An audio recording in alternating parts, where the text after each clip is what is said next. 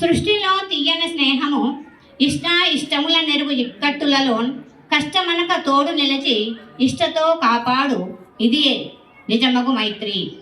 కల్లా కపటము ఎరగదు తల్లిని మరపించునట్టి త్యాగము చూడన్ ఎల్లలు లేనిది చెలిమియు ఉల్లము నలరింపజేయు ఉత్సాహమునన్. స్వార్థపు భావన ననచు యథార్థపు స్నేహము వలన దైన్యము తొలగును, వ్యర్థపు మాటలు జంపును, అర్థము వలె నాదుకొనను హార్దిక మగుతును.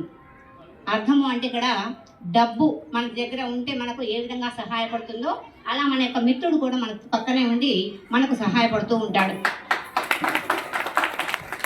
హితమును బోధన చేయు నహితమును వేలెత్తి చూపు అంటే మన యొక్క తప్పును వేలెత్తి చూపుతాడు. హితవరి సఖుడు వెతలందు తోడు నీడకు బాధలలో మనకు తోడుగా ఉంటాడు. సతతము గోప్యతను నిలుపు మన యొక్క తప్పులను మనకు రహస్యంగానే ఉండి చెప్తాడు, ఎదురుగా 10 మందిలో చెప్పడు.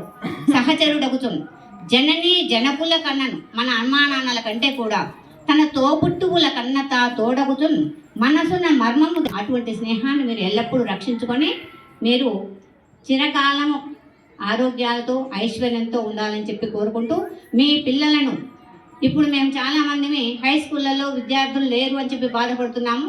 మరి మీ జనరేషన్ నుంచి మాకు విద్యార్థులు రావాల్సిన అవసరం ఉంటుంది కాబట్టి తప్పనిసరిగా మా పాఠశాలలకు పంపి మా పాఠశాలను అభివృద్ధి చేయవలసిన బాధ్యత కూడా మీపై ఉందని చెప్పి నేను కోరుకుంటూ ముగిస్తున్నాను.